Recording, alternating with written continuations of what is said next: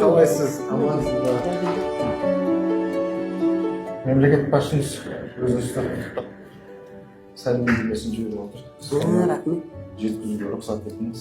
Ғалым Қазақстан еңбек сіңірген қайраткері құрметті Асылғалиқызы мерейлі жасыңыз құтты болсын. Сізді халқымыз көрнекті ғалым, беделді қоғам қайраткері, тіл жанашыры ретінде жақсы біледі және қадірлейді.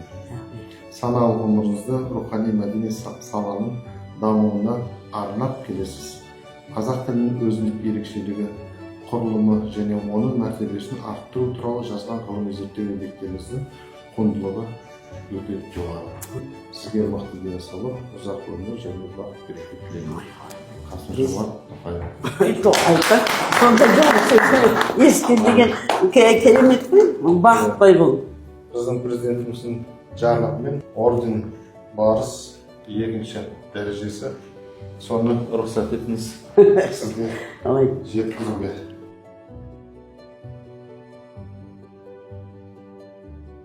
Маған берілген, маған жасалып жатқан сый, маған емес.